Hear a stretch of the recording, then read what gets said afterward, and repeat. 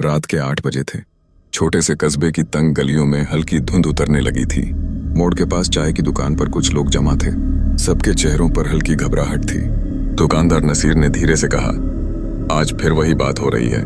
कल रात शहनाई की आवाज के बीच किसी ने चाकू वाली दुल्हन को देखा। यह कहानी कस्बे में पिछले 4 साल से घूम रही थी।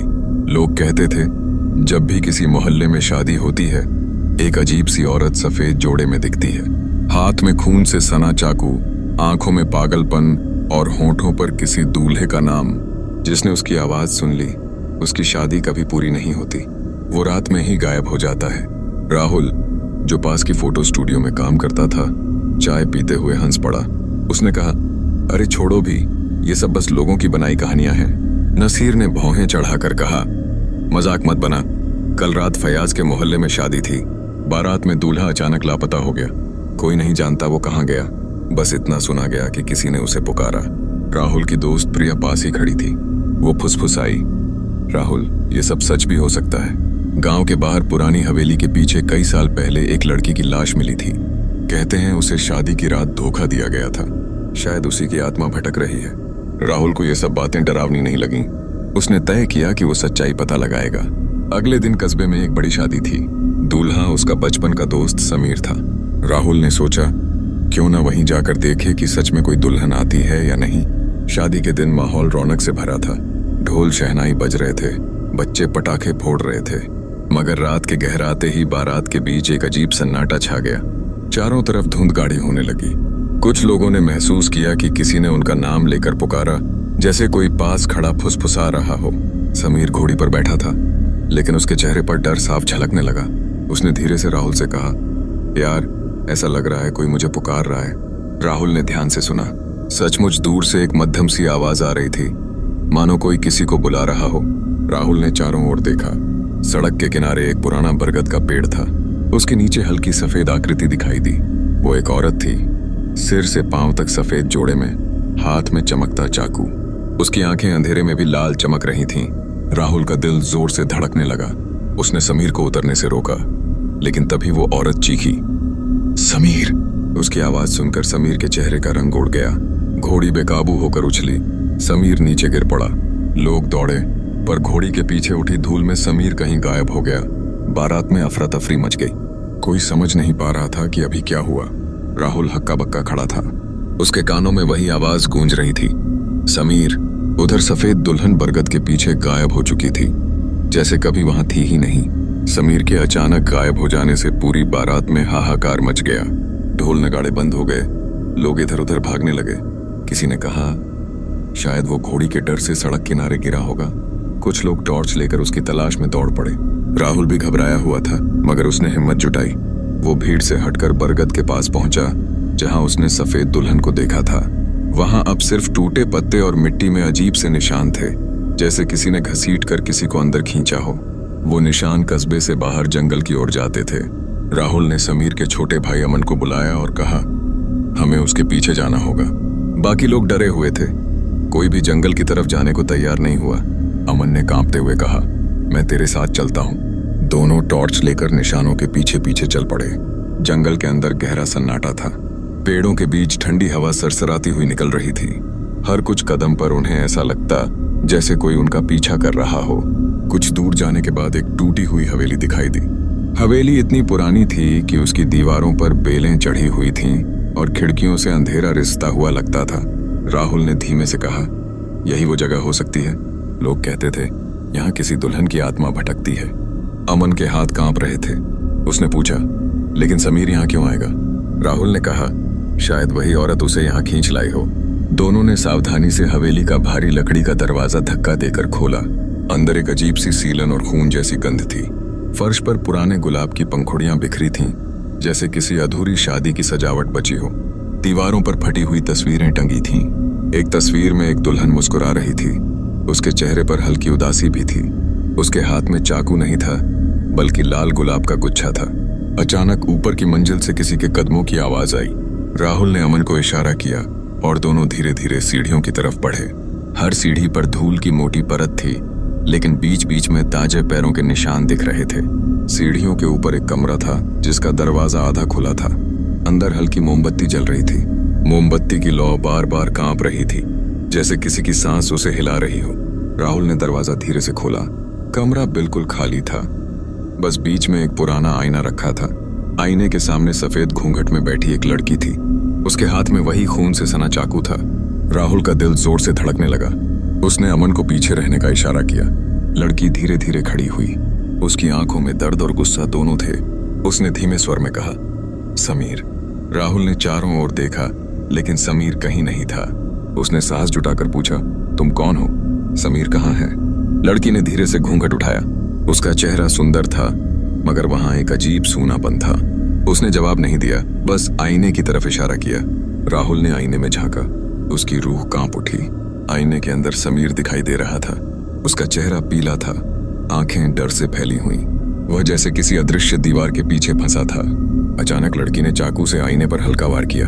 आईने में लहरें सी उठीं और समीर की चीख गूंजी, राहुल, मुझे बचा। अमन घबरा कर पीछे हट गया। उसने राहुल का हाथ पकड़कर कहा, हमें यहां से निकलना चाहिए। ये औरत इंसान नहीं है। लेकिन राहुल के अंदर डर से ज्यादा समीर को बचाने का जज्बा था। उसने लड़की से कहा, अगर तुम्हें कोई दर्द है तो हमें बताओ, समीर को छोड़ दो। लड़की की आंखों से आंसू बह निकले, मगर अगले ही पल उसका चेहरा कठोर हो गया। उसने चाकू उठाकर राहुल की तरफ बढ़ाया।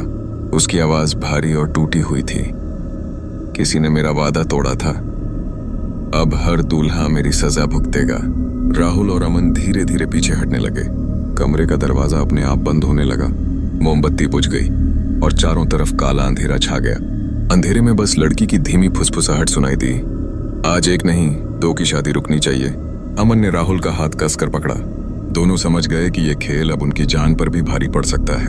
कमरे का दरवाजा जोर से बंद हुआ तो राहुल और अमन घबराकर एक दूसरे से चिपक गए। अंदर चारों तरफ गहरा अंधेरा था। खिड़कियों से आती हल्की चांदनी भी जैसे अचानक बुझ गई हो। हवेली के भीतर अजीब सन्नाटा छा गया और उसी सन्नाटे में किसी के भारी कदमों की आवाज गूंजने लगी। राहुल ने धीरे धीरे जेब से मोबाइल निकाला और टॉर्च ऑन करने की कोशिश की, लेकिन स्क्रीन बार बार झिलमिलाकर बंद हो रही थी। ऐसा लग रहा था जैसे किसी अदृश्य ताकत ने मोबाइल की बैटरी चूस ली हो। अमन के हाथ इतने कांप रहे थे कि वो अपनी टॉर्च गिरा बैठा। अचानक कमरे के कोने में हल्की सी रोशनी दिखाई दी। वहां पुरानी लकड़ी की अलमारी के पास वही सफेद दुल्हन खड़ी थी। उसका चेहरा अब और भी डरावना था। आंखों के नीचे काले घेरे गहरे हो गए थे। हाथ में पकड़ा चाकू मोमबत्ती की बचे खुचे उजाले में खून की तरह चमक रहा था। उसने धीरे से कहा, तुम दोनों को यहां नहीं आना चाहिए था। राहुल ने हिम्मत कर कहा, हमें बस समीर को छोड़ दो, हम वापस चले जाएंगे। दुल्हन हल्के से मुस्कुराई, पर वो मुस्कान किसी इंसान की नहीं थी। उसने चाकू फर्श पर घसीटते हुए आगे बढ़ना शुरू किया। उसके कपड़ों से मिट्टी और सड़न की गंध आ रही थी। अमन घबराकर पीछे हटने लगा, लेकिन उसके पैर किसी चीज में उलझ गए। उसने नीचे देखा तो फर्श पर पुरानी लाल चुनर पड़ी थी, जो जैसे अपने आप उसकी टांगों में लिपट गई हो। अमन ने उसे हटाने की कोशिश की, मगर वो चुनर कसने लगी। राहुल झुककर उसे छुड़ाने की कोशिश कर ही रहा था कि तभी कमरे की दीवारों से अजीब सी फुसफुसाहट सुनाई देने लगी, जैसे कोई वहां मौजूद हो और धीमे स्वर में मंत्र बोल रहा हो। फुसफुसाहट अचानक तेज हो गई और कमरे के बीचों बीच रखे आईने से हल्की नीली रोशनी निकलने लगी। आईने में फिर समीर दिखाई दिया। इस बार उसका चेहरा और पीला, आंखें भय से स्थिर थीं। वो हाथ हिला रहा था, जैसे बाहर निकलने की कोशिश कर रहा हो। राहुल ने आईने की तरफ बढ़कर कहा, हिम्मत रख, हम तुझे बचा लेंगे। तभी दुल्हन ने जोर से चीख मारी। उसकी आवाज इतनी तेज थी कि हवेली की दीवारें कांप उठीं। उसी पल उसने चाकू उठाकर अमन की तरफ फेंका। अमन ने बचने की कोशिश की, मगर चाकू उसके कंधे में जा धंसा।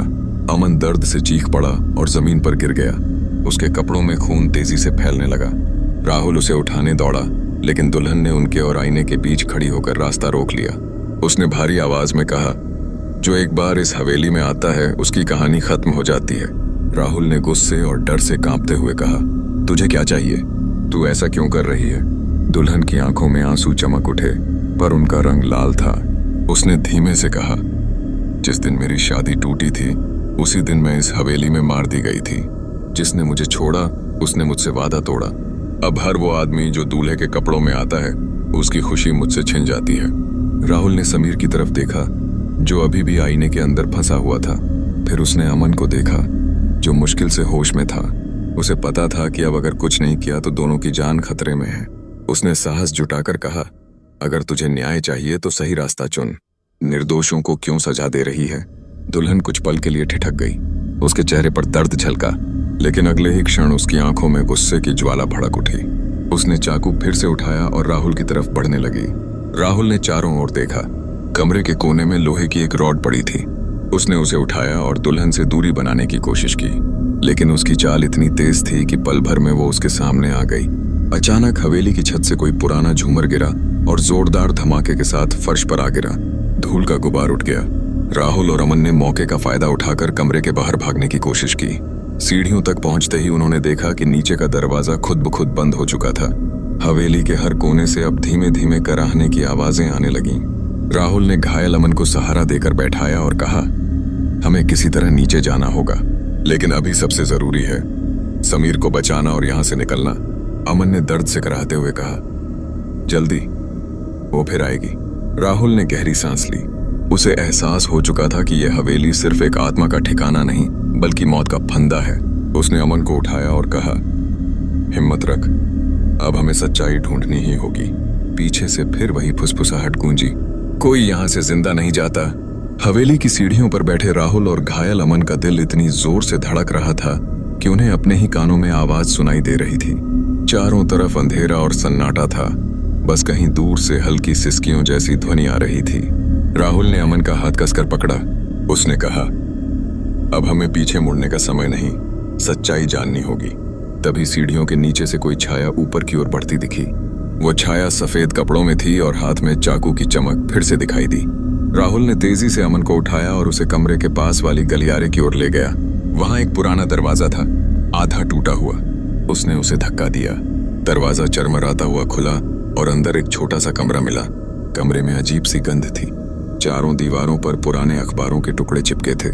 उन पर पीली पड़ चुकी तस्वीरें और सुर्खियां थीं। हवेली में दुल्हन की हत्या, शादी की रात खून से सना चाकू बरामद, दूल्हा रहस्यमय ढंग से गायब। राहुल ने उन खबरों को पढ़ते हुए कहा, यह वही दुल्हन है।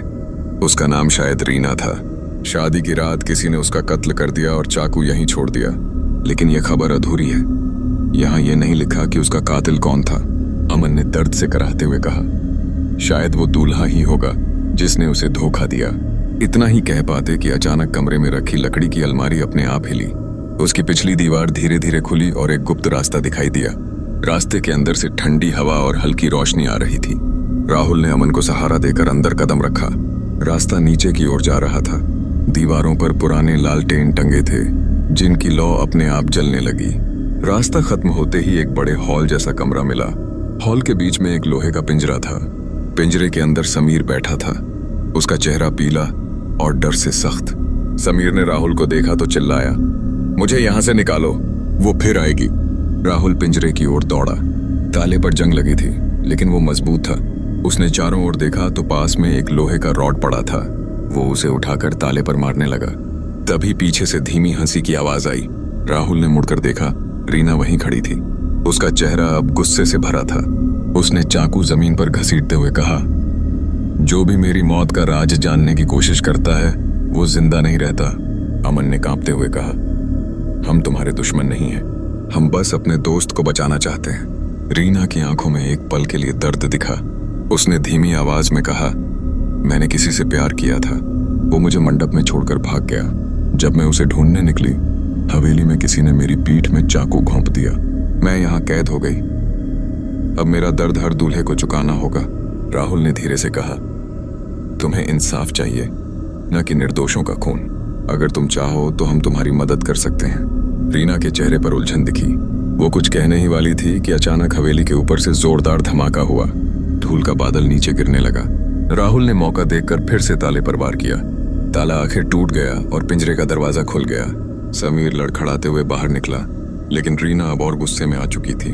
उसने चीखते हुए कहा, कोई भी यहां से नहीं जाएगा। उसने चाकू उठाकर राहुल पर झपट्टा मारा। राहुल पीछे हटते हुए फर्श पर गिर पड़ा। अमन ने पास पड़ा लकड़ी का टुकड़ा उठाया और पूरी ताकत से रीना के हाथ पर मारा। चाकू उसके हाथ से छूटकर जमीन पर गिर गया। रीना दर्द से चीखी, लेकिन अगले ही पल उसकी आंखों में अजीब सी चमक लौट आई। उसने हवा में हाथ घुमाया। दरवाजा अपने आप बंद हो गया और दीवारें धीरे धीरे सिकुड़ने लगीं, जैसे पूरा कमरा उन्हें निगलने वाला हो। समीर ने डर से चिल्लाकर कहा, जल्दी, वरना हम सब जिंदा नहीं बचेंगे। राहुल ने चाकू उठाया। उसने देखा कि फर्श पर एक पुरानी सफेद चुनर बिछी थी जिस पर लाल धागों से कुछ लिखा था। शायद यही रीना की आत्मा को बांधे रखता था। उसने चाकू से उस धागे को काटने की कोशिश की। जैसे ही धागा टूटा, हवेली में जोरदार हवाएं चलने लगीं। रीना ने दर्द से चीखते हुए अपने कानों पर हाथ रख लिए। उसकी परछाई दीवारों पर बिखरने लगी, लेकिन यह खत्म नहीं हुआ। अचानक उसकी आंखों में डर दिखाई दिया। उसने फुसफुसाकर कहा, तुमने मुझे आजाद कर दिया, लेकिन मेरा सच अभी बाकी है। इतना कहकर वो धुएं में बदल गई और गायब हो गई। कमरे का माहौल शांत हो गया, मगर दरवाजा अब भी बंद था। हवेली जैसे उन्हें बाहर नहीं जाने देना चाहती थी। राहुल, अमन और समीर ने एक दूसरे को देखा। उन्हें पता था अब उन्हें बाहर निकलने के लिए अंतिम कोशिश करनी होगी। हवेली के भीतर सब कुछ शांत लग रहा था, लेकिन वो शांति एक झूठी परत जैसी थी। कमरे की दीवारों पर दरारें फैलने लगीं। फर्श के नीचे से धूल और ठंडी हवा उठ रही थी। राहुल ने समीर और अमन को देखा। तीनों के चेहरे थकान और डर से फीके पड़ चुके थे। राहुल ने गहरी सांस ली। उसने कहा, हमें यहाँ से निकलना होगा। शायद रीना का सच अब भी हमें रोक रहा है। अचानक कमरे के बीचों बीच पुराना आईना फिर से चमक उठा। उसमें रीना की परछाई दिखाई दी। इस बार उसका चेहरा वैसा नहीं था जैसा पहले था। न गुस्सा, न पागलपन, बल्कि दर्द और शिकायत का मिला जुला भाव। उसने धीमे स्वर में कहा, तुमने मेरी कैद तोड़ दी, पर मेरे कातिल का नाम कोई नहीं जानता। जब तक वो राज उजागर नहीं होगा, हवेली किसी को नहीं छोड़ेगी। राहुल ने चारों तरफ देखा। दीवारों पर पुराने अखबार और पीली पड़ी तस्वीरें बिखरी थीं। एक तस्वीर के कोने में एक आदमी का चेहरा दिखा, दूल्हे के कपड़ों में, मुस्कुराता हुआ। तस्वीर के पीछे घिसी हुई लिखावट थी, राकेश मल्होत्रा, हवेली का मालिक।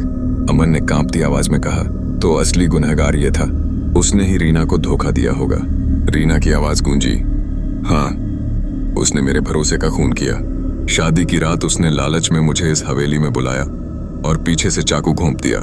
मेरा खून बहता रहा और उसने मुझे छोड़कर सबको बताया कि मैं भाग गई हूँ। मैं तब से इसी हवेली में फंसी हूँ। समीर ने डरते हुए कहा, अगर ये सच है तो क्या हम तुम्हें शांति दिला सकते हैं? रीना की आंखों में उम्मीद की झलक आई, मगर साथ ही गुस्सा भी। उसने कहा, मुझे इंसाफ चाहिए। राकेश की आत्मा अब भी हवेली के नीचे के कमरे में छिपी है। अगर उसका सच सामने लाओगे तो मैं आजाद हो जाऊंगी, वरना तुम सब यहीं रह जाओगे। राहुल ने सिर हिलाया। उसने चारों तरफ तलाश शुरू की। फर्श के कोने में पत्थरों के बीच एक पुरानी सीढ़ी का दरवाजा छिपा था। उन्होंने उसे खोला। सीढ़ियां हवेली के तहखाने में जा रही थीं। नीचे पहुंचते ही सड़न और नमी की तेज गंध आई। वहां एक पुराना लकड़ी का संदूक रखा था। राहुल ने उसे खोला। अंदर एक पुरानी डायरी थी जिसके पन्ने खून के धब्बों से भरे थे। उसमें लिखा था, रीना को मैं ही मारूंगा, उसका प्यार मेरे काम का नहीं। अमन ने पन्ना जोर से पढ़ा। तभी हवा का झोंका आया और रीना की आकृति उनके सामने प्रकट हो गई। उसकी आंखों में आंसू थे। उसने कहा, यही था मेरा सच, तुमने वो पा लिया जो मैं चाहती थी। अचानक हवेली की दीवारें जोर से हिलने लगीं। फर्श में दरारें पड़ने लगीं। रीना ने समीर की ओर देखा और बोली, अब तुम लोग यहाँ से जा सकते हो। उसने धीरे धीरे अपना घूंघट हटाया। उसका चेहरा शांत था, जैसे सदियों के बाद उसे सुकून मिला हो। फिर वो धुंध में बदल गई और गायब हो गई। कमरा अंधेरे में डूब गया, लेकिन दरवाजा अब खुल चुका था। तीनों बाहर भागे। हवेली के मुख्य दरवाजे से निकलते ही बाहर की हवा ने उन्हें राहत दी। सुबह की हल्की रोशनी फैलने लगी थी। हवेली पीछे खड़ी थी, अब शांत, जैसे कोई पुराना राज आखिरकार खत्म हो गया हो। राहुल ने थके हुए स्वर में कहा, अब ये कहानी भी खत्म हुई, लेकिन जो यहाँ हुआ उसे कोई नहीं मानेगा। समीर ने चुपचाप हवेली की ओर देखा। अमन ने धीरे से कहा, अच्छा हुआ हमने हार नहीं मानी, वरना हम भी उन लोगों की तरह गायब हो जाते। तीनों धीरे धीरे कस्बे की ओर लौटने लगे, लेकिन जैसे ही वे रास्ते के मोड़ पर पहुंचे, हवेली की खिड़की से एक हल्की सी सफेद परछाई उन्हें देखती हुई लगी। क्या वो रीना थी या हवेली का कोई और रहस्य अब भी जिंदा था? कहानी यहीं खत्म नहीं हुई थी, बस एक नए रहस्य के लिए दरवाजा खुला रह गया था।